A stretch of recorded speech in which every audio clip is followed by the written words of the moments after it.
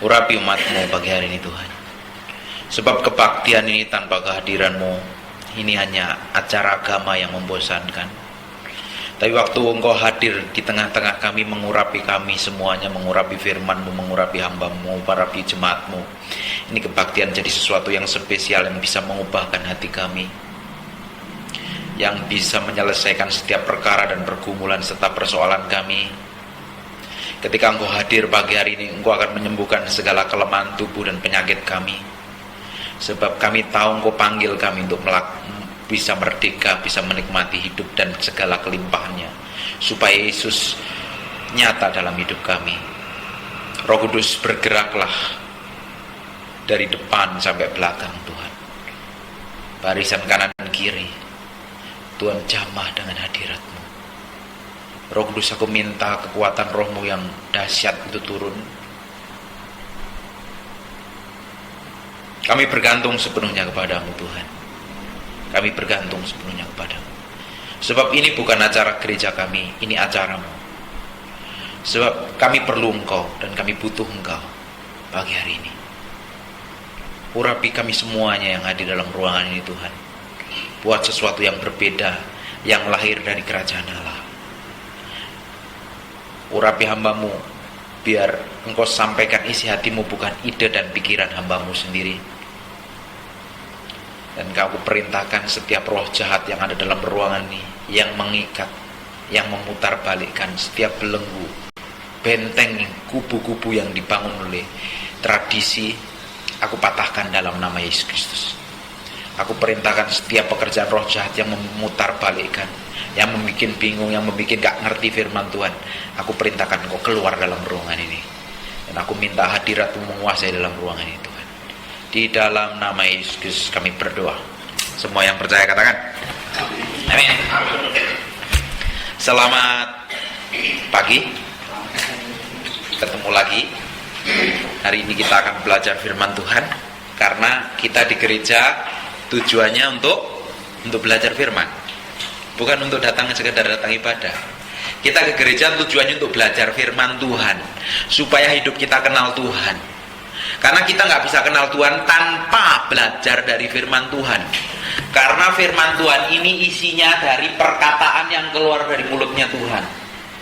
Amin. Ini keluar dari mulutnya Tuhan. Ini berkuasa. Ini tuntunan, ini bimbingan. Ini yang akan membawa kita kenal Yesus secara pribadi. Bukan kenal Yesus secara kata pendeta. Kita semuanya orang Kristen di sini yang minggu datang kepada sini, jangan hanya percaya Yesus apa katanya pendeta. Meski percaya Yesus karena punya pengalaman pribadi dengan Tuhan. Amin. Coba lihat saya semua. Jadi kenal Yesus bukan katanya pendeta yang di mimbar, tapi kenal Yesus karena punya hubungan pribadi yang dibangun setiap hari dengan Tuhan. Ini yang kita akan bisa menjadi orang Kristen yang merdeka. Seperti yang tema Tuhan kasih hari ini di 1 Yohanes pasal yang kelima. Judulnya apa coba? 1 Yohanes pasal yang kelima. Iman mengalahkan dunia. Iman yang mengalahkan dunia. Kekristenan kita, gaya hidup kita tidak bisa mengalahkan dunia kalau sampai kita punya hubungan pribadi dengan Tuhan. Ngomong kosong. Kristen kita hanya biasa-biasa saja kalau tanpa hubungan pribadi dengan Tuhan, kita nggak bisa ngalahin dunia. Karena dunia menjanjikan hal yang lebih enak. Dunia menawarkan hal yang menarik daripada gereja. Tapi kalau orang Kristennya itu kuat, teguh, kokoh, berdiri, bertumbuh di dalam Tuhan, punya pengalaman pribadi dengan Tuhan, orang Kristen itu akan menang. Dunia boleh nawarin segala macam, tapi orang Kristen tetap kokoh berjalan. Saya tahu Yesus saya, yang saya kenal, bukan kata pendeta. Amin. Ini yang harus kita pelajari. Jadi minggu ke gereja bukan hanya rutinitas loh ya. Minggu ke gereja datang seperti ini tuh bukan hanya sekedar rutinitas. Kalau aku orang Kristen aku mesti ke gereja, bukan. Minggu datang ke gereja tuh pingin kenal Tuhan, pingin dengar suara Tuhan lewat hamba Tuhan. Kalau minggu ke gereja itu datang untuk menerima dari Tuhan. Tapi kalau hari Senin sampai hari Sabtu itu untuk kita harus memberi sama Tuhan. Beri hati kita sama Tuhan, beri waktu kita sama Tuhan, beri hidup kita dengan Tuhan. Perlahan demi pelan supaya kita bisa bertumbuh. Amin. Iman kita bisa mengalahkan dunia. Kalau enggak apa-apa. Makanya perlu pendeta yang keras, galak, ngajarin kebenaran. Karena Tuhan ngomong, nanti kita kembali ke 1 Yohanes, buka sebentar di Yesaya pasal yang ke-56. Yesaya. Saya sebagai hamba Tuhan dipanggil untuk ngomong firman Tuhan, bukan untuk nyenengin telinga orang. Saya dipanggil sebagai pendeta untuk negur sesuatu yang salah. Saya akan ngomong apa yang Tuhan mau. Kalau enggak nanti saya akan bertanggung jawab sama Tuhan. Ya memang pendetanya agak galak katanya, tapi kan baik. Yesaya 56. Saya tunjukin ini hal yang agak mengerikan ya. Ini yang ngomong Tuhan, bukan pendeta Robert. Yang ngomong Tuhan. Yesaya 56 ayat yang ke-9. Makanya orang Kristen tuh kalau ditegur nggak usah marah. Pendetanya yang khotbah, saya mau kasih tahu, kita belajar sama seorang guru ya. Guru itu mesti takut akan Tuhan dan cinta akan Tuhan. Seperti saya khotbah di mimbar hari ini. Kalau saya nggak takut akan Tuhan, nggak cinta akan Tuhan, saya akan mengalirkan, mentransferkan sesuatu yang nggak baik sama jemaat. Dan seorang murid hari ini jadi murid kan, ini gurunya. Seorang murid nggak bisa melebihi gurunya. Jadi guru itu meski pinter, takut akan Tuhan, cinta akan Tuhan, punya hati yang murni, punya motivasi yang kudus dengan Tuhan. Kalau enggak, muridnya juga sama aja. Kalau gurunya nggak benar, hamba Tuhannya nggak benar, ya buat apa belajar? Makanya Tuhan ngomong seperti ini. Ini ada ditulis di Alkitab. Yesaya 56 ayat yang ke-9. Kita baca 2-3. Hai segala binatang di padang, hai segala binatang di hutan, datanglah untuk makan. Ayat 10 perhatikan. Sebab pengawal-pengawal umatku adalah orang-orang buta. Saya mau kasih tahu. Pengawal-pengawal umatku adalah orang buta. Pemimpin-pemimpin umatnya jadi orang buta. Pendetanya buta. Bayangin, kalau orang Kristennya buta, apa kita bisa ngalahin orang dunia? Kita nggak ngerti firman sama sekali, mana mungkin kita bisa menangin orang dunia? Mana bisa bangku ini penuh? Kalau kita nggak ngerti firman, nginjilin orang gimana, nyelesain masalah orang gimana, nggak tahu caranya. Terus mereka semua tidak tahu apa-apa, katanya. Banyak orang Kristen hari ini datang ke gereja tapi nggak tahu firmannya gimana. Kalau ngadepin salah pakai firman yang mana? Kalau lagi stres ngadepin firmannya yang mana? Kalau lagi sakit pakai ayat yang mana? Nggak ngerti. Karena nggak ngerti apa-apa, pendetanya juga nggak ngajarin apa-apa. Terus lanjut, bagus ayatnya. Sorry ya, saya tidak marah-marah, tapi saya ngomong apa yang keluar dari isi hati Tuhan. Saya datang, diundang di tempat ini, itu satu kehormatan buat saya.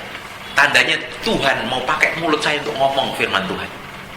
Apa yang keluar dari mulut saya itu sama berkuasanya apa yang keluar dari mulut Tuhan, kalau dipercaya. Amin. Mereka tidak tahu apa-apa. Mereka semua adalah anjing-anjing bisu. Tidak tahu menyala. Bayangin. Tuhan ini yang ngomong Tuhan. Anjing aja bisu nggak bisa ngomong. Orang salah ditegur nggak? Kalau gereja di sini ada jemaat yang salah, ketahuan salah, tegur. Satu daya saling mengingatkan. Nggak boleh tersinggung. Kalau nggak dicap loh sama Tuhan, sama orang Kristen. Dicapnya anjing bisu, nggak bisa menyala. Mengerikan apa enggak ini? Mereka berbaring melamun dan suka tidur saja. Mual saya nggak karuan nih, nggak ngerjain apa-apa. Anjing-anjingnya pelahap lagi. Yang tidak tahu kenyang, dan orang-orang itulah gembala-gembala. Dan orang itu ya lah adalah apa? Pendeta-pendetanya kayak begini kelakuannya.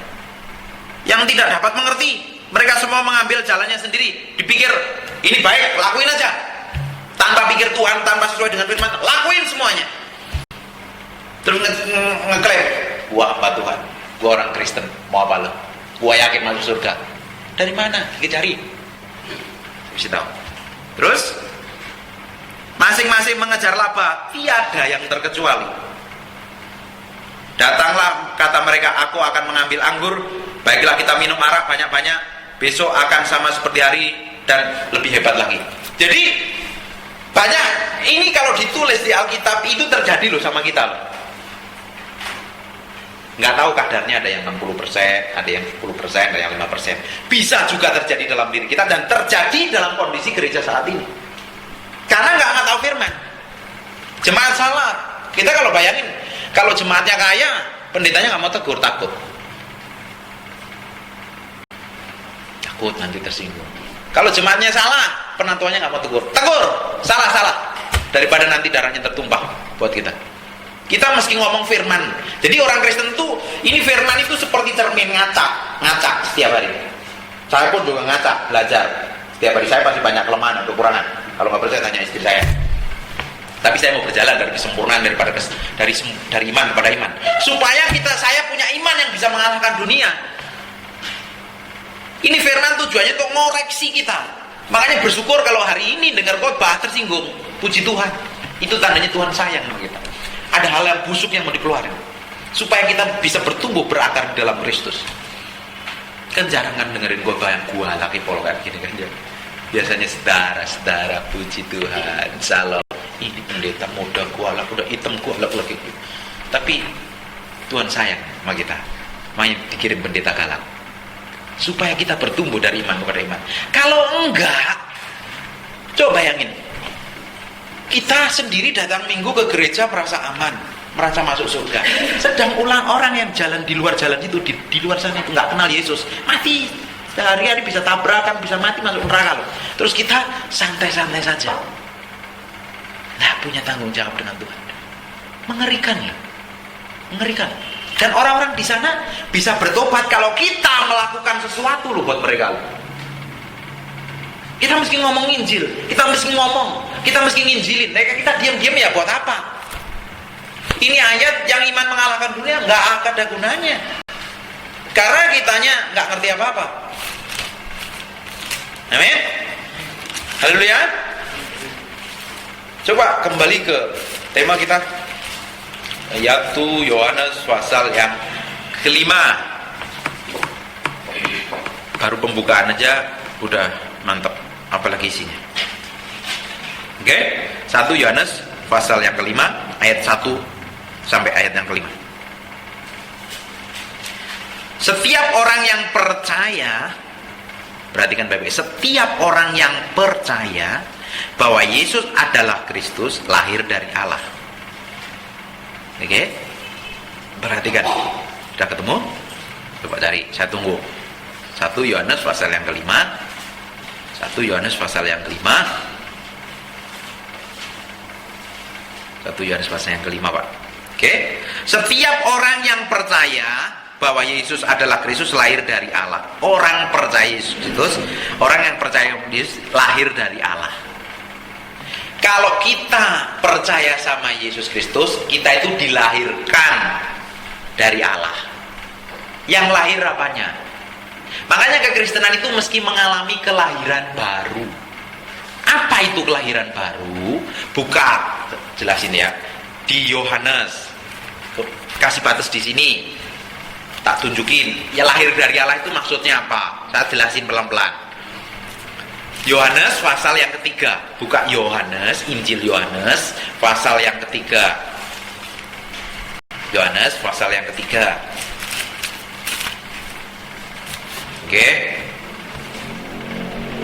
saya bacain aja biar cepet ya. Mulai ayat yang ketiga ya. Yesus menjawab, katanya, aku berkata kepadamu sesungguhnya jika seorang tidak dilahirkan kembali, ini artinya dilahirkan kembali, ia tidak dapat melihat kerajaan Allah. Jadi orang kalau nggak dilahirkan kembali tidak bisa melihat kerajaan Allah. Barang siapa percaya Yesus, tadi ngomong kan, lahir dari Allah. Terus Yesus ngomong, orang kalau nggak mengalami kelahiran baru nggak bisa masuk surga loh, meskipun Kristen loh. Lahir kembali itu kayak apa? Contoh begini, kata Nikodemus kepadanya, bagaimana mungkin seorang dilahirkan kalau ia sudah tua? Nikodemus itu seorang pendeta, tanya sama Yesus. Pendetanya tanya sama Yesus. Yesusnya ngomong, kamu Nikodemus, kalau kamu nggak dilahirkan kembali, kamu nggak masuk surga loh. Itu Nikodemus itu imam orang Yahudi. Jadi meskipun kita Kristen, tanpa mengalami kelahiran baru, kita tidak dijamin Yesus yang ngomong masuk kerajaan Allah. Gimana caranya dilahirkan kembali? Kata Nikodemus kepadanya, ayat yang keempat ya, bagaimana mungkin seorang dilahirkan kalau ia sudah tua? Dapatkah ia masuk kembali ke dalam rahim ibunya dan dilahirkan kembali? Itu Nikodemus. Nikodemus itu seorang pendeta, tapi pendetanya yang kayak tadi tuh, yang kayak di Yesaya tadi tuh. Nikodemus itu pendeta yang kayak di Yesaya tadi loh. Dibilang anjing bisu nggak bisa menyala, nggak ngerti apa-apa. Pendeta yang mikirnya itu pakai ini, pakai otak. Tapi Yesus selalu ngomong pakai masalah hati, ngomongnya pakai roh.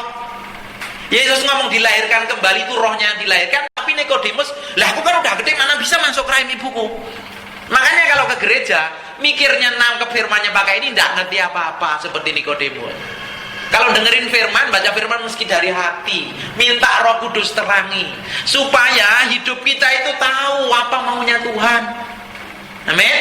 Lanjut ayat yang kelima. Jawab Yesus, aku berkata kepadamu, sesungguhnya jika seorang tidak dilahirkan dari air dan roh, tidak dilahirkan dari air dan roh, ia tidak dapat masuk dalam kerajaan Allah. Artinya dengar firman, hatinya diketok, dibongkar, bertobat, aku mau kenal Tuhan. Roh kita mesti dilahirkan kembali, nanti baca tulis ayatnya di Yeskiel 36 ayat 25 sampai 27. Catat itu tentang kelahiran baru semua itu. Manusia yang lama kita dibuang, diganti manusia yang baru, jadi tempat tinggalnya Tuhan. Itu yang dilahirkan. Percaya Yesus? Kan kalau orang kita punya orang, contohnya orang Buddha atau orang siapa, orang Hindu atau mungkin tetangga sebelah, dia enggak, kan dia udah gede. Tiba-tiba kita izinin bertobat, kan dia dilahirkan dari Allah kan? Masa dilahirkan, lahir dari Allah? Kan enggak, kan rohnya yang dilahirkan. Ngerti nggak sampai sini? Ngerti nggak? Kan kalau baru dilahirkan itu kan kondisinya, orang baru lahir itu apa? Kondisinya udah dewasa, anak-anak, orang tua atau apa? Bayi bukan? Bayi kan? Perlu bertumbuh apa enggak? Perlu bertumbuh kan? Perlu dikasih makanan yang bergizi, kasih antibiotik biar gak sakit-sakitan kan? Betul nggak? Sama loh kondisi kita. Kondisi kita tuh perlu bertumbuh, manusia rohani kita. Yang lahir dari Allah itu manusia roh kita. Karena roh kita yang akan menghadap Tuhan nanti. Ini akan mati nih. Ini yang sukanya bakso, nasi goreng, pecel lele, pecel ayam, spaghetti, ini akan dikubur, dimakan cacing. Tapi aslinya kita itu adalah roh. Ini loh yang akan menghadap Tuhan. Ini yang lahir dari Tuhan. Karena lahir dari Tuhan, dia jadi tempat tinggalnya Tuhan. Karena Tuhan nggak mau tinggal di sini, tinggal di hati. Dan roh itu karena Tuhan begitu kudus, begitu suci, apa yang dilahirkan Tuhan kan suci dan kudus. Yohanes juga dijelaskan yang sama. Oke? Ayat yang ke-6, apa yang dilahirkan dari daging adalah daging, apa yang dilahirkan dari roh adalah roh. Kalau mak kita, orang tua kita perempuan, ibu kita, mama kita melahirkan kita kan secara daging rocok, itu daging lahirnya. Dikasih makan nasi, kasih bubur, kasih es krim, tambah bertumbuh, tambah dewasa sampai saat ini. Tapi yang lahir dari roh Allah itu adalah roh Allah, adalah roh manusia, kita dilahirkan kembali di tempat tinggalnya Tuhan. Oke, kembali ke 1 Yohanes pasal yang ke-5. Setiap orang yang percaya bahwa Yesus adalah Kristus lahir dari Allah, dan setiap orang yang mengasihi dia yang melahirkan mengasihi dia juga yang lahir daripadanya. Nih, setelah kita mengalami kelahiran baru, makanya kayak begini nih. Kalau kita baca selanjutnya, kita baca saja ayat yang selanjutnya. Inilah tandanya, ayat yang kedua, inilah tandanya bahwa kita mengasihi anak-anak Allah. Kita mengasihi anak-anak Allah. Arti mengasihi sesama orang Kristen juga, nggak mengasihi diri sendiri. Orang mengasihi sesama anak Allah itu nggak boleh jengkel satu dengan yang lain, nggak boleh kepahitan.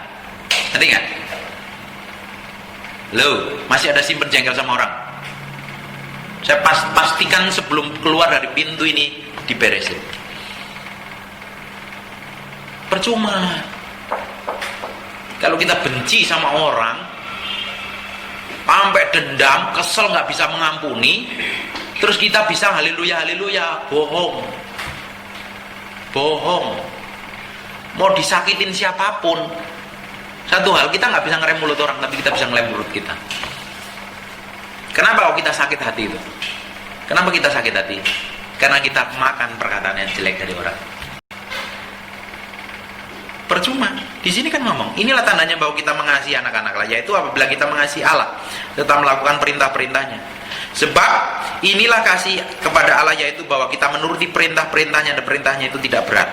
Sebab semua yang lahir dari arah mengalahkan dunia, dan inilah kemenangan yang mengalahkan dunia, iman kita. Makanya kekristenan kita meski bertahap, seperti pertama kali saya khotbah di tempat ini, iman kita harus bertumbuh dari iman kepada iman.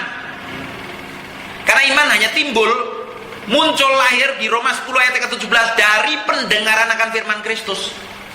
Dari belajar firman, dengar kita. Kalau nggak dengar dari perkataan mulutnya pendeta, telinga kita dengar, ya baca, kita ngomong sendiri firman Tuhan, pakai mulut kita suara keras-keras, baru telinga kita dengar, baru imannya muncul. Kalau nggak, iman kita nggak bakalan bertumbuh di dalam Tuhan. Paksa daging kita untuk baca firman setiap hari. Kalau nggak mau malas baca, dengerin kaset khotbah, cari kaset khotbah. Mau khotbahnya gereja GBI, GKI yang bagus, yang ngomong tentang Yesus, dengerin, pasang, hidupin, supaya iman kita bertumbuh. Baca buku-buku rohani. Saya hampir setiap bulan, saya seperti punya perpustakaan pribadi, saya punya setiap bulan mesti baca buku-buku rohani, karena saya ingin bertumbuh. Amin. Haleluya. Kalau enggak bakalan bertumbuh. Karena Tuhan pingin kita mengalami, Tuhan itu sebenarnya pingin kita itu sama seperti Kristus. Kita tidak bisa sama seperti Kristus sampai kita belajar dengan prinsip-prinsip Tuhan. Karena selama ini yang kita ketahui, kita masih pakai nalar pola pikir orang-orang dunia. Karena sistem dunia ini dikuasai oleh roh jahat loh. Kita lebih bukan pakai prinsipnya Kristus, bukan pakai prinsipnya Alkitab, yang kita sering pakai prinsipnya orang tua kita zaman dahulu. Cerita-cerita nenek moyang. Kalau orang Cina, cerita-cerita dari nenek moyang Cina. Kalau orang Batak dari Medan, kalau orang Jawa pakai aturan begini, begitu. Itu yang membuat kita terkutuk. Peraturan-peraturan itu kita mesti bongkar habis. Kita bisa patahkan hanya melalui firman Tuhan. Kalau tidak, kita nggak bertumbuh di dalam Tuhan, kita akan terpengaruh terus. Dan kita nggak bakalan bisa bertumbuh. Kita nggak jauh beda sama dunia. Syaratnya hanya satu nih. Buka ke sebelumnya kitab Kolose pasal yang kedua. Harusnya bawa pulpen, bawa catatan. Karena otak kita pasti lupa. Tapi pulpen dan kertas tidak pernah lupa. Hari ini diampuni. Kolose pasal yang kedua ayat yang ke-6. Saya ngajar di sini ya, saya bukan hanya sekedar khotbah. Saya khotbah bisa 30 menit kelar dan nggak ada hasilnya apa-apa. Saya nggak mau. Saya mau khotbah ngajar supaya umat Tuhan dibukakan dan kenal Tuhan. Itu sasaran saya. Ini tahapan untuk kita kenal Kristus ya. Semuanya ada di Alkitab. Kolose pasal yang kedua ayat yang ke-6. Sudah ketemu? Yang sudah ketemu katakan sudah. Udah ketemu. Oke. Kita baca sama-sama. Ayat yang pertama. Kamu telah menerima Kristus Yesus Tuhan kita. Karena itu hendaklah hidup di dalam Dia. Kalau dia ngomong begini, karena itu hendaklah hidupmu tetap di dalam Dia. Itu perintah, atau ya kamu hidup di dalam Dia nggak apa-apa, kamu nyari Tuhan juga nggak apa-apa, kamu ke gereja juga nggak apa-apa, atau dipaksa kamu harus di dalam Dia. Dipaksa apa nggak? Dipaksa nggak? Kita harus di dalam Dia nggak? Di dalam Dia itu seperti apa? Nih, di dalam Dia itu artinya pola pikir kita, cara pandang kita itu sesuai dengan cara pandangnya Tuhan.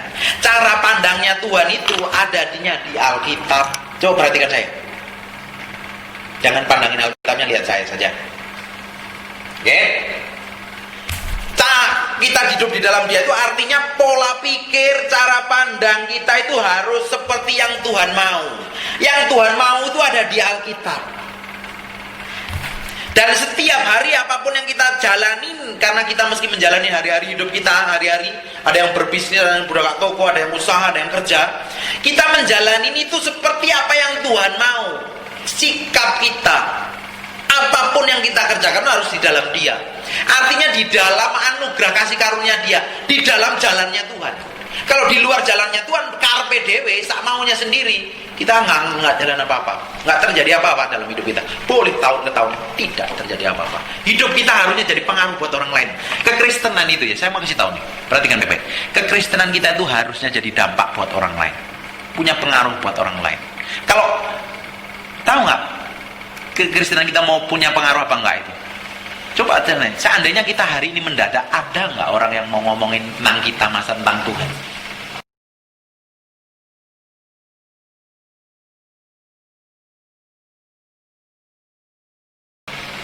Ada nggak mau nulis sesuatu tentang hidup kita ini? Orang lain yang mau nulis sesuatu setelah kita mati tentang perjalanan hidup kita dengan Tuhan, ada nggak? Kalau nggak ada, hari ini stop bertobat, kejar Tuhan sungguh-sungguh. Kekristenan itu harus punya dampak buat orang lain. Kekristenan bukan individual, kekristenan itu harus jadi dampak, jadi berkat untuk orang lain supaya Kristus itu nyata buat orang lain. Kalau kekristenan hanya cukup hari Minggu saja, ya buat apa? Itu mikirin diri sendiri, itu Kristen yang egois. Amin. Haleluya. Tetap di dalam Dia. Ayat yang ke-7, hendaklah kamu berakar di dalam Dia. Artinya berakar itu bertumbuh, berdiri kokoh, teguh, punya pengharapan kuat di dalam Dia. Bedanya pohon beringin sama pohon singkong atau pohon apa ya? Kita lagi tanam pohon apa ya nih? Pohon ubi ya? Di taman ya? Di Utama saya punya taman, saya tanamin pohon ubi. Sama pohon kelapa itu beda. Kalau pohon ubi atau pohon yang pohon bunga-bunga yang akarnya serabut sama akarnya tunggang, tahu kan akar serabut? Akar serabut itu akarnya kecil-kecil, akar tunggang itu akarnya yang sampai ke dalam-dalam. Itu beda. Kalau waktu kena goncangan, ada angin, ada badai atau mungkin ada banjir yang tahunan pasti ada, itu kalau ada angin kuat pasti pohon yang akarnya lembek atau pohon cabai itu mudah rubuh. Betul apa enggak? Tapi kalau pohon beringin susah. Paling rubuh juga daun-daunnya mesti rontok. Kekristenan kita tuh harus berakar kuat di dalam Tuhan. Berakar kuat itu punya pondasi yang teguh. Boleh nanti yang perempuan-perempuan belum kawin ditawarin laki-laki, mau nggak kawin sama gua? Punya mobil, punya rumah bagus, punya jabatan, tapi kamu mau ikut saya nggak? Ikut nyembah Allah atau mungkin pindah ke agama sebelah, mau? Kalau kekristenan kita berakar kuat di dalam Tuhan, boleh kita menghadapi tawaran yang menggiurkan. Karena kita dunia, kan kita mesti mengalahkan dunia. Dunia memberikan tawaran-tawaran yang menggiurkan loh. Kita waktu belanja, kayak kemarin saya beli tongseng ayam, uang saya 20.000, dibalikinya 30 berapa, dikirain uang 50.000. Itu tawaran menggiurkan nggak? Kalau saya nggak punya integritas, saya kantongin. Saya bilang, uang saya 20.000, kamu rugi nanti, balikin. Itu tawaran loh, itu hal kecil. Belum nanti ada tawaran-tawaran yang menggiurkan, yang membuat iman kita itu bergoncang. Kalau kita nggak bertumbuh di dalam Tuhan dengan tawaran-tawaran yang menggiurkan tadi, kita akan rontok loh iman kita, nggak kuat loh, babak belur loh kekristenan kita. Mana bisa ngalahkan dunia? Iman kita mesti berakar di dalam Kristus. Belum lagi orang-orang nawarin, mau nggak kamu gini, ditawarin korupsi, ditawarin hal yang menjijikkan. Dunia tawarannya dunia itu begitu menarik sekali. Makanya orang lebih suka dunia daripada ke gereja, karena dunia tawarannya lebih menarik. Tapi kalau ke gereja nggak semenarik dunia, nggak ada sesuatu yang menarik, mana mungkin orang dunia datang ke gereja? Nothing.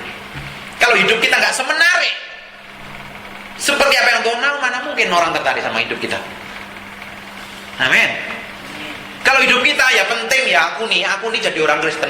Aku kan minggu ke gereja jam 10 dengan kebaktian. Mungkin dengan khotbahnya 30 menit atau 45 menit. Itu kalau pendeta yang itu tuh khotbahnya 1 jam udah marah-marah, yo nggak apa-apa. Terus pulang, makan ya kan, makan terus tidur siang sama anak-anak main. Besok Senin kerja lagi, pulang sore, terus Selasa kerja lagi, Rebo kerja lagi, terus sampai ketemu Minggu lagi ke gereja lagi. Coba bayangin. Hidup kita dari tahun ke tahun, dari minggu ke minggu ke seperti itu terus, rutinitas terus, nggak terjadi apa-apa terus. Membosankan nggak kira-kira? Mau kira-kira kayak begitu orang dunia tertarik nggak sama hidup kita? Terus kalau kita disakitin orang, mukanya langsung mana? Katanya cinta Yesus. orang dunia ngomong, katanya Tuhan Yesus. Bisa nggak punya pengaruh buat orang lain? Tidak ada. Tapi Tuhan mau kita beranjak dari iman kepada iman, supaya iman kita itu mengalahkan hal-hal yang dari dunia. Karena dunia begitu menarik. Kalau hidup kita nggak semenarik apa yang Tuhan mau, orang dunia nggak tertarik sama kita, dan hidup kita nggak bakalan jadi dampak. Tuhan mau hidup kita itu semenarik apa yang Tuhan mau. Hidup Tuhan Yesus itu mau hidup kita itu semenarik Yesus. Kemana Yesus berada selalu diikutin orang. Betul apa enggak? Nanti baca ya, kita pinjil ya. Matius, Markus, Lukas, Yohanes. Di mana Yesus berjalan, Tuhan itu selalu diikutin. Yesus itu selalu diikutin orang. Jangankan itu Yesus. Petrus pun, kemana Petrus ada dikejar-kejar orang. Karena ada yang menarik dalam dunia Petrus. Paulus juga sama. Tapi juga ada orang-orang yang gak suka firman, nginjek-nginjek dia juga banyak. Tapi banyak yang ngikutin. Kenapa? Karena ada yang menarik. Saya mau tanya, ada nggak orang yang mau belajar sama kita hari ini? Ada nggak sih? Kalau nggak ada orang lain yang mau belajar sama hidup kita, berarti hidup kita sebelum semenarik yang seperti Tuhan mau. Bikin hidup kita itu semenarik seperti yang Tuhan mau, supaya orang belajar sama hidup kita. Kamu kok bisa kayak begitu, gimana sih? Aku pingin loh kamu ajarin. Kamu kok bisa cinta Tuhan kayak begitu, gimana sih caranya? Hidup kita harus seperti itu. Kalau nggak terjadi terobosan nanti, nggak terjadi breakthrough, hanya begini-begini terus. Siapa yang pingin bangku depan sampai belakang penuh? Nggak ada nih. Siapa yang pingin gereja ini penuh minggu besok? Angkat tangannya. Nggak ada yang angkat tangan. Mana? Bapak pingin nggak gereja penuh? Pengen, Pak. Bu, pingin gerejanya penuh, Bu? Tapi kenapa masih malu sih angkat tangan, Bu? Aduh, ibu ini mesti diajar. Berani nih. Kalau pingin gereja ini penuh, coba deh. Ada tetangga kanan kiri, khususnya orang yang sama. Oh, dia orang gereja. Mau nggak ke gereja saya? Yuk ikut gereja ke saya. Ngomong, kalau nggak ngomong ya mana bisa orang mau datang? Mana tahu kalau di sini ada gereja? Penting gua gereja. Mau kemana gereja? Coba belajar ngomong, nginjil. Loh, itu perlu keberanian loh kalau ngomong kayak begitu loh. Itu salah satu terobosan loh untuk kita bisa berbeda loh dengan orang dunia. Betul nggak Pak? Coba kalau saya tetangganya Bapak ini, saya diam aja. Bodo amat, saya nggak mau ngomong. Ya saya nggak kenal Bapak ini. Kita mesti lakukan sesuatu. Jangan jadi orang yang kayak tadi ya, saya tadi anjing aja bisu nggak bisa menyala. Plongo. Kamu Kristen ya? Ya. Delongap, ditanyain nggak firman nggak ngerti apa-apa. Kita tuh yes. Kenapa saya berani? Kenapa saya yakin? Kenapa saya percaya diri kuat untuk menyampaikan firman? Karena saya tahu kok prinsipnya Tuhan kok. Bukan karena saya pendeta. Karena saya tahu apa yang Tuhan mau dalam hidup saya. Karena saya tahu kebenaran, makanya saya berani ngomong. Dan saya udah belajar hidupin, makanya saya berani ngomong. Amin. Saya bilang tantangan dunia lebih menarik nanti. Jangan sampai tergoda. Kita mesti berakar kuat, belajar firman, baca Alkitab, dengerin, baca buku-buku rohani, dengerin kaset-kaset khotbah, mau pendeta siapa khotbah, mau GB lah, aliran lain, dengerin. Selama ngomong Yesus, pelajarin. Biar bertumbuh kuat, berakar kita. Masa jadi orang Kristen dari tahun ke tahun nggak ngerti apa-apa firman, kan nggak lucu. Padahal Tuhan kita maunya bertumbuh, berakar di dalam Dia. Amin. Lanjutin lagi. Ayat ke-7. Hendaklah kamu berakar di dalam Dia dan dibangun di atas Dia. Jadi kekristenan bukan dibangun atas teorinya gereja, tapi dibangun di atas teorinya firman Tuhan. Amin. Saya bisa ngomong sama gereja Katolik, saya bisa ngomong sama gereja GKPI, saya bisa ngomong sama GBI, saya bisa ngomong sama gereja manapun juga, karena yang saya sampaikan adalah firman Tuhan, bukan teori yang keluar dari ide saya. Kekristenan harus dibangun atas dasar firman Tuhan. Dasarnya itu Yesus Kristus. Dasarnya Yesus Kristus, jangan dibangun atas teori manusia. Kalau dibangun atas dasarnya gua percaya Yesus stop, terus kita nggak dibangun terus sampai terjadi rumah yang kokoh dan teguh, waktu kena goncangan, hentakan, gempa bumi, tsunami, rontok kekristenan kita. Dibangun di atas Dia. Artinya pondasi apa saja yang kita lakukan, kita bekerja, bahkan kita minum, kita ngelakuin apa-apa, kita harus lakukan untuk kemuliaan nama Tuhan. Fokus kita itu ke Yesus. Samping kita fokus ke Yesus, kita kerja kan memang. Gak ada yang nganggur kan di sini. Dari Senin sampai Sabtu kan ada yang kerja. Kita tunjukin di sana bahwa kita itu percaya Yesus dan kehidupan kita itu kokoh berakar di dalam Kristus, biar orang bisa melihat. Amin. Lanjut. Hendaklah kamu bertambah teguh. Ini ngomongnya dalam iman yang telah diajarkan kepadamu. Teguh dalam iman yang telah diajarkan kepadamu. Teguh di dalam iman yang telah diajarkan kepada kamu. Saya mau tanya, gimana iman kita teguh kalau kita dengerin khotbah pendeta 45 menit di gereja seminggu? Terus hari-hari banyak waktu kita di depan televisi, di depan orang lain. Terus kita mau bisa teguh? Tidak bisa. Iman kita teguh itu dibangun karena setiap hari bersekutu dengan Tuhan. Tidak ada kompromi. Memang ada ayatnya Pak? Ada. Yosua 1 ayat 8. Coba buka Yosua 1 ayat 8. Nanti coba baca. Kalau sudah ke Yosua setelah ulangan kejadian Muhammad bilangan ulangan, baru Yosua di depan belajar ya, buka Alkitab ya hari ini. Yosua 1 ayat yang ke-8. Hendaklah imanmu teguh, bertambah teguh dalam iman yang telah diajarkan kepadamu. Bertambah teguh di dalam iman yang telah diajarkan kepadamu. Sekarang kita baca Yosua 1 ayat 8. 2, 3. Janganlah engkau lupa memperkatakan tiap Taurat ini, tetapi renungkanlah setiap minggu saja 45 menit di gereja. Apa? Siang. Terus supaya sebab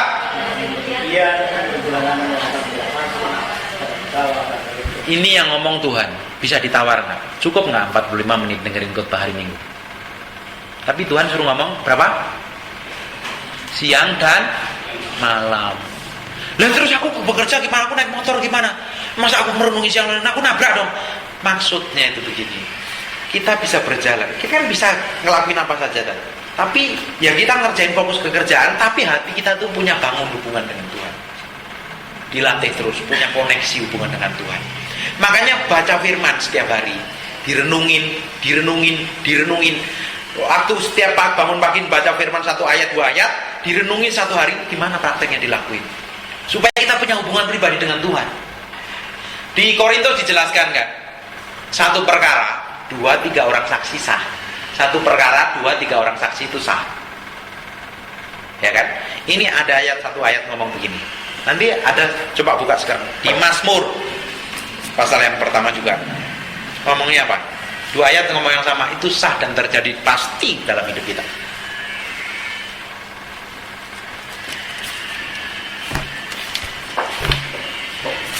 Mazmur pasal yang pertama, kita baca sampai ayat yang ketiga ya.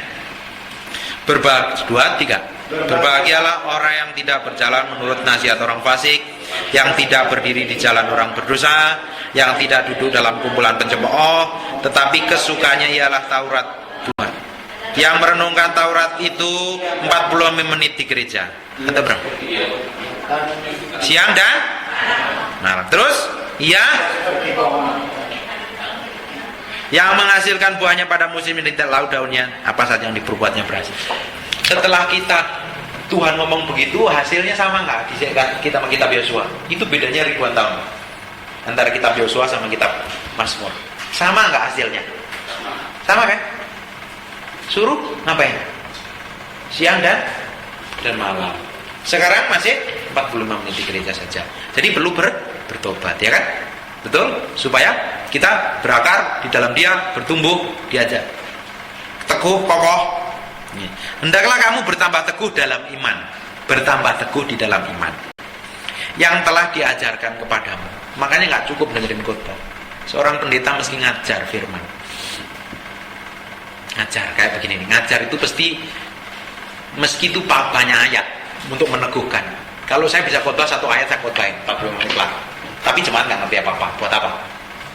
Saya mau kita semuanya ngerti firman untuk kita lakukan, kita praktekkan hari-hari, supaya kekristenan kita jadi dampak buat orang dunia, jadi berkat buat orang dunia. Amin. Terus, dan hendaklah hatimu melimpah dengan syukur. Setelah kita memberi diri untuk dengerin firman, belajar firman, terus diajar firman, kita coba lakukan, hidup kita juga harus menjadi, hati kita mesti melimpah dengan syukur. Karena setelah kita melakukan firman nanti, setelah kita pulang ke gereja begini, kita akan menghadapi sistem-sistem pola pikir dunia yang bertentangan sama sekali dengan firman Tuhan, yang cenderungnya untuk nyakitin kita, cenderungnya untuk nindas kita. Bukan berarti kalau kita udah cinta Tuhan, belajar firman, kita itu bebas dari masalah, enggak loh ya. Karena Yesus setelah dipenuhi Roh Kudus, dia ketemu di bawah siapa? Di bawah setan, di bawah iblis, ke padang gurun. Setelah kita tahu firman kebenaran begini, setan nggak bakalan terima. Setan akan gocoh kita, setan akan serang kita. Waktu kita mengalami tekanan, pencobaan, aniaya, kita mungkin disakitin, dituduh, dicaci maki, dianiaya, kan kita pasti mengalami hal seperti itu. Tidak mungkin tidak mengalami. Waktu kayak begitu tuh Tuhan ngomong begini, setelah hatimu harus melimpah ucapan syukur. Puji Tuhan, aku ngalami kayak begini. Buktinya Tuhan lagi bentuk saya untuk serupa segambar dengan Tuhan. Karena tidak ada peperangan tanpa peperangan, betul apa? Tidak ada kemenangan tanpa peperangan, betul apa enggak? Untuk bangsa Indonesia merdeka perlu apa? Perang. Penuh perang gerilya, ada perang Diponegoro, perang Jenderal Sudirman dan lain-lain. Untuk Indonesia merdeka aja perlu perang. Untuk hidup kita ini menang, perlu namanya peperangan. Untuk Daud bisa jadi, untuk orang Israel bisa mengalahkan Goliat, perlu diapain? Goliatnya perlu diapain? Dibantai dulu, Pak. Kalau Goliat belum dipotong lehernya, bahasa saya nggak mengalami kemenangan. Kehidupan kita tidak pernah bisa mengalami kemenangan tanpa kita mengalami peperangan. Dan pasti itu hidup kita mengalami peperangan hari demi hari. Satu, peperangan dengan diri kita sendiri, keinginan daging kita, emosi kita, amarah kita, yang kadang saya belum lolos dalam hal ini, tapi dari proses habis-habisan. Kadang kita kesel. Peperangan yang terbesar adalah peperangan melawan kita, diri kita sendiri. Karena bumi ini dikuasai oleh setan. Sebenarnya setan sudah dikalahkan. Karena orang Kristen sudah diberi kuasa untuk menginjak ular dan kalajengking. Di Lukas 10 ayat 19. Artinya kita ini orang-orang yang kuasa, yang penuh urapan. Orang-orang yang tahu kebenaran firman Tuhan. Orang Kristen itu orang yang diurapi Tuhan. Katakan, saya diurapi Tuhan. Artinya, ngomong, ikutin saya. Artinya, saya punya kuasa untuk mengalahkan setan. Setan bisa kita tengking dalam nama setan, keluar. Setan pergi dalam nama Yesus. Karena kita orang yang diurapi Tuhan. Tapi setan itu mudah dikalahkan. Tapi diri kita itu susah dikalahkan. Perlu belajar firman, disalipin pakai firman setiap hari, supaya kita bisa ngalahin orang dunia dengan iman kita. Amin. Pasti loh, kita akan mengalami peperangan loh ini. Hari-hari, terus-terusan. Coba ayat yang ke-8 ya. Hati-hatilah supaya jangan ada yang menawan kamu dengan filsafatnya yang kosong. Hati-hati, kalau kita nggak tahu kita itu dipengaruhi dengan filsafat. Kalau orang Batak dipanggil, orang Batak nggak boleh kawin begini, harus begini, jodohnya begini. Itu filsafat yang kosong. Hati-hati loh ya. Adat istiadat, apalagi itu peraturan-peraturan yang mengikat, yang tidak diadal firman, itu mengikat kita nggak bertumbuh. Ini hal yang iman kita nggak bisa mengalang, iman kita nggak bertumbuh. Ayat berikutnya, hati-hati supaya jangan ada yang menawan kamu dengan filsafatnya yang kosong dan palsu menurut ajaran turun temurun dan roh-roh dunia, tapi tidak menurut Kristus. Segala sesuatu ajaran yang menentang apa yang Alkitab katakan, itu adalah filsafat manusia yang menghalangi iman kita bertumbuh. Lu gimana caranya tahu? Belajar firman. Makanya orang Kristen nggak boleh makan bekas persembahan berhala. Orang Kristen nggak boleh makan darah. Orang Batak suka makan darah. Nggak boleh, haram di mata Tuhan. Mana ayatnya? Tak tunjukin ya. Kisah Para Rasul, buka sebentar Kisah Para Rasul. Yang suka biasa kan itu kan, apa itu namanya itu? Apa itu makanan apa itu? Sasak. Nggak boleh dimakan yang pakai darah. Mana ayatnya pendeta? Ini ada ayatnya. Kisah Para Rasul pasal yang 15. Kisah Para Rasul pasal yang ke-15. Ayat yang ke-29. Nanti kembali ke Kolose ya. Baru nanti saya tutup di 1 Yohanes pasal yang ke-5. Oke. Kisah Para Rasul 15 ayat yang ke-29. Kamu harus menjauhkan diri dari makanan yang dipersembahkan kepada berhala. Stop sampai sini. Nanti saya bahas ini. Perhatikan saya. Makanan yang bekas dipersembahkan berhala itu artinya makanan yang pernah dipersembahkan. Contohnya kalau orang Cina kasih buah-buahan, kalau orang Jawa ada kendurenan, atau orang Batak dibuat nenek moyangnya atau nggak tahu lah saya. Itu tidak boleh kita makan. Makanan-makanan itu kalau kita makan, kita itu berdosa dan najis di matanya Tuhan. Lanjut. Dari darah tidak boleh dimakan. Darah adalah nyawa. Sasak-sasak sekarang nggak usah pakai darah ya. Terus dari daging binatang yang mati dicekik, nggak boleh. Matinya dicekik nggak boleh, harus sembelih supaya darahnya keluar. Kalau dicekik kan darahnya nggak keluar. Kalau dipotong kan darahnya keluar. Kan nggak boleh makan darah. Kalau mati binatang, beli ayam dicekik gitu, kan darahnya nggak keluar. Perlu dipotong kan? Kalau darahnya keluar kan nggak ada darah di daging itu. Jelas sampai sini? Amin. Dari daging binatang yang mati dicekik dan dari percabulan, jikalau kamu memelihara dari halal ini, kamu berbuat baik. Itu nggak boleh dimakan. Makanya yang kita kembali ke Kolose pasal yang ke-8, hati-hatilah supaya jangan ada menawan kamu dengan filsafatnya yang kosong dan palsu menurut ajaran turun-temurun. Ajaran turun-temurun. Tuh, meski begini, nenek moyang ini keluarga meski begini-begini, mana ada ayatnya? Kalau nggak sesuai firman Tuhan, nggak apa-apa, langgar saja. Kalau itu kita ikutin, kita terikat loh. Ini tuh yang membuat iman kita nggak bertumbuh loh. Ini kok Alkitab Yesus yang ngomong, Alkitab kok yang ngomong. Amin. Amin. Ayat yang ke-9. Ya. Saya ulangi ayat yang ke-8. Hati-hatilah supaya jangan ada yang menawan kamu dengan filsafatnya yang kosong dan palsu menurut ajaran turun-temurun dan roh-roh dunia. Ajaran temurun-temurun adat istiadat itu berasalnya dari roh-roh dunia, dari ide manusia, bukan dari idenya Tuhan. Tetapi tidak menurut Kristus, bukan idenya Kristus. Itu yang mengikat, membuat kita itu tidak bertumbuh, tidak bisa berakar, kita tidak bisa kuat di dalam Tuhan. Kita jadi orang yang dibatasi dengan adat istiadat. Adat istiadat itu ada beberapa yang bagus, ada beberapa yang nggak bagus. Yang nggak bagus artinya yang menentang firman Tuhan. Itu nggak bagus. Ayat yang ke-9, sebab di dalam dialah berdiam secara jasmani seluruh kepenuhan Allah, kealahan, dan kamu telah dipenuhi di dalam Dia. Dialah kepala semua pemerintah dan penguasa. Bayangin, perhatikan, ini ayat powerful sekali. Ini ayat membuat kita jadi berkat bagi banyak orang. Oke. Ayat yang ke-9, perhatikan baik-baik. Sebab dalam Dialah berdiam secara jasmani seluruh kepenuhan Allah. Oke. Jadi di dalamnya Yesus itu berdiam seluruh kepenuhan Allah, kuasanya Allah, pribadinya, powernya Allah. Oke. Terus ayat yang ke-10 ngomong begini, dan kamu telah dipenuhi di dalam Dia. Jadi kuasanya Tuhan, kepenuhannya Allah Bapa itu ada di dalam kita, karena kita percaya kepada Yesus. Itu bedanya kita dengan orang dunia.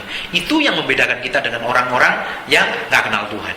Ini, makanya kekristenan itu bukan agama. Kekristenan itu bukan agama. Kekristenan itu kehidupan bersama Kristus. Amin. Agama itu yang bikin manusia. Tapi kekristenan itu yang bikin Yesus. Tuhan yang mencari manusia. Beda nggak? Makanya agama itu hanya rutinitas. Kalau menghadap ke arah mana, meski ngelakuin ini, tapi nggak pernah ketemu Tuhan. Tanya aja, ketemu Tuhan nggak? Tapi kekristenan adalah perjalanan setiap hari ketemu dengan Kristus. Oke? Terus 5 menit lagi kelar. Dan kamu telah dipenuhi di dalam Dia, Dialah kepala semua pemerintah dan penguasa.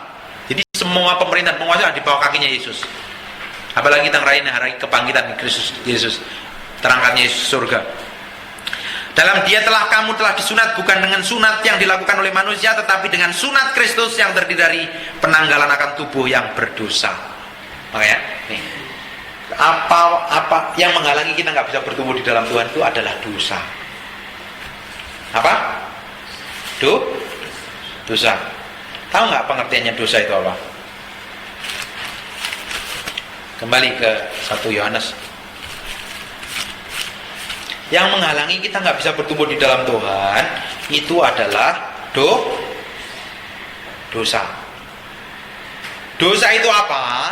Buka dibalik saja di 1 Yohanes pasal yang ketiga ayat yang keempat. Arti kata dosa. Udah ketemu? 1 Yohanes pasal yang ketiga ayat yang keempat. Kita baca sama-sama. 2, 3. Setiap orang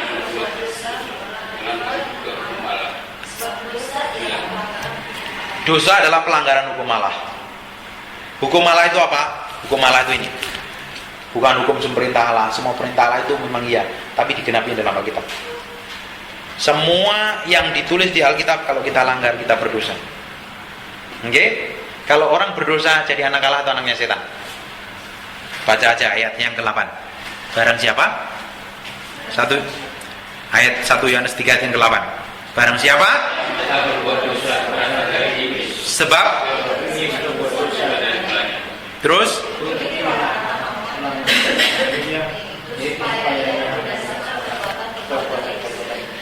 yes. Jadi kalau kita hari ini masih melakukan dosa, nggak tahu dosanya apa, tapi kalau tetap melakukan dosa, stop sampai sini supaya iman kita bertumbuh, supaya hidup kita bisa menaklukkan dunia. Kita kembali ke ayat yang terakhir, 1 Yohanes pasal yang kelima ayat yang keempat. Setelah ini saya tutup. Sebab ayat yang keempat, sebab semua yang lahir dari Allah mengalahkan dunia. Jadi semua semua yang lahir dari Allah, kita ini dilahirkan dari Allah, kita yang harus mengalahkan dunia, sistem dunia. Kalau Alkitab ngomong dunia itu bukan dunia global ya, tapi pola pikir dunia, sistemnya dunia saat ini dikuasai oleh roh jahat. Sistem dunia itu dikuasai oleh roh jahat. Pola pikir orang dunia itu dikuasai roh jahat semuanya. Kita yang harus mengalahkan sistem itu, pakai sistemnya Kristus. Amin. Terus, dan inilah kemenangan yang mengalahkan dunia, mengalahkan dunia. Iman kita. Siapakah yang mengalahkan dunia selain daripada Dia yang percaya bahwa Yesus adalah anak Allah. Kita bilang, sistem dunia tidak bisa kita patahkan dengan kita. Kristen nggak bisa. Sistem dunia kita bisa patahkan, pola pikir dunia yang ada dalam diri kita juga kita bisa patahkan. Kecuali kita tunduk sama Tuhan, kita pakai prinsipnya Kristus, kita baru bisa mengalahkan sistem dunia. Amin. Untuk kita bisa tunduk sama prinsip Kristus, kita mesti tahu firman dan menghidupin firman. Seperti Bapak tadi bilang, ngomong berbagailah orang yang melakukan firman Tuhan. Seperti tadi, kalau mau melakukan firman, hidupmu akan dibikin berhasil dan beruntung. Gue seperti pohon yang tanam di tepi aliran air. Jadi kalau dunia itu berpikir, dunia itu selalu berarti tentang sistem pola pikir dunia. Sistem dunia memang dunia yang di luar sana, tapi juga sistem pola pikir yang duniawi yang ada dalam otak kita. Itu menghalangi pertumbuhan kita dengan Tuhan. Itu mesti rontok. Karena kita ini dibangun oleh pola pikir dari orang tua kita. Kecuali kalau orang tua kita tahu firman, bimbingnya sesuai firman. Kalau orang tua kita nggak tahu firman, ya dibimbingnya sesuai dengan caranya mereka, adat istiadat mereka. Dan setiap hari, contohnya aja begini, pola pikir dunia. Saya kasih contoh. Kalau disakitin suruh ngapain? Suruh ngampuni. Betul apa enggak? Tapi kebanyakan kita ngapain? Balas. Dunia balas kan? Gigi ganti gigi. Lihat aja tonton TV. Gua nggak terima anak gua dibunuh. Kalau bisa gua ajar, kalau bisa dihukum mati semua. Betul nggak orang dunia ngomong gitu? Tapi pola pikir Kristus suruh ngapain? Suruh ngampuni. Hebat nggak itu? Kayak ngalahkan hal kayak begitu-begitu loh. Itu pola pikir yang ada dalam dunia, dalam otak kita itu mesti dipatahkan, dihapus semuanya. Dihapus dengan prinsip kerajaan Allah. Baru kalau kita menang dengan pola pikir yang ada dalam diri kita, pola pikir dunia yang dalam diri kita, kita kalahkan, baru kita bisa jadi berkat kepada orang lain. Amin. Makan kenyang siang hari ini. 55 menit saya ngomong. Jelas? Sampai di sini? Meski belajar sungguh-sungguh, berakar, bertumbuh dalam Kristus. Bangkit berdiri. Bangkit berdiri semua. Tutup Alkitabnya. Saya mau berdoa.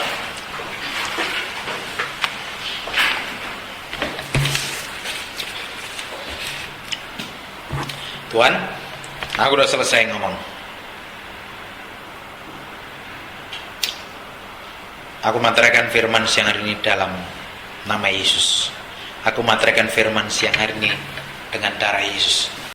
Aku berdoa apa yang aku sampaikan ini termaterai berminggu-minggu, berhari-hari, berbulan-bulan, bertahun-tahun dalam hati umatmu. Tidak bisa terhapuskan sampai umatmu engkau kejar dan melakukan apa yang kau firmankan siang hari ini. Roh Kudus kerjakan satu persatu. Dan aku berdoa di dalam nama Yesus Kristus. Tidak ada yang terbelenggu, tidak ada yang terikat dalam ruangan ini. Aku patahkan lepas dalam nama Yesus. Roh Kudus, kau bergerak dari bangku yang kanan, bangku yang kiri, dari depan sampai belakang. Apimu turun dalam nama Yesus Kristus. Api Allah, hadirat Tuhan yang kuat turun. Aku berdoa, Roh Kudus, kerjakan itu. Kerjakan itu saat ini juga. Aku berdoa firman ini termaterai dalam nama Yesus. Roh Kudus, kau satu-satunya pribadi yang sanggup mempermuliakan nama Yesus. Kerjakan Tuhan, kerjakan Tuhan. Mulai hari ini aku ingin melihat umatmu di ruangan ini diubahkan serupa segambar dengan Kristus. Hidupnya dipakai dengan dahsyat, hidupnya didampak buat orang lain, memuridkan banyak orang, menjadi berkat bagi banyak orang. Dalam nama Yesus aku berdoa. Yang punya pergumulan berat, saya mau berdoa. Yang punya pergumulan berat, saya nggak tahu pergumulan itu apa. Yang punya beban berat dalam hidupnya, angkat tangan, angkat tangan. Yang lagi bergumul, angkat tangan, angkat tangan. Taruh kanan di dada, saya mau berdoa. Yang punya pergumulan berat, yang punya masalah nggak kelar-kelar, Tuhan taruh dalam hati saya. Tuhan, engkau lihat hambamu, umatmu yang angkat tangan, yang sedang bergumul, sedang berjuang, yang sedang struggle. Aku berdoa, Roh Kudus kerjakan, Roh Kudus ajari, Roh Kudus bimbing, berikan hikmat, pengertian. Dan aku berdoa siang hari ini, Tuhan jamah dalam nama Yesus. Aku lepaskan urapan ini turun menjamah dalam nama Yesus. Saat ini juga kerjakan Tuhan. Roh Kudus, beracaralah seperti yang kau mau buat umat-umatmu ini. Engkau tahu kesesakan, engkau tahu pergumulannya, engkau sendiri yang beracara, engkau sendiri yang menyelesaikannya. Kami tahu engkau adalah imamat yang besar, Raja damai, penasihat ajaib Tuhan. Selesaikan, kerjakan terus untuk umatmu. Terima kasih Tuhan. Terima kasih buat siang hari ini. Terima kasih buat urapan. Terima kasih buat kehadiran. Terima kasih buat gereja ini Tuhan. Kami mau melihat pertumbuhan yang pesat, perkembangan secara rohani, perkembangan secara jemaat, bertumbuh besar dalam ruangan ini. Aku melihat ibadah yang akan datang semakin diurapin Tuhan, semakin banyak yang diubahkan Tuhan, semakin banyak yang dilawat Tuhan, semakin banyak yang datang ke tempat ini. Karena melihat kemuliaan dan perbedaan di dalam nama Yesus Kristus berdoa. Semua yang percaya katakan amin. Dan terimalah berkat. Tuhan memberkati engkau dan melindungi engkau. Tuhan menyinari engkau dengan wajahnya dan memberi engkau kasih karunia. Tuhan menghadapkan wajahnya kepadamu dan memberi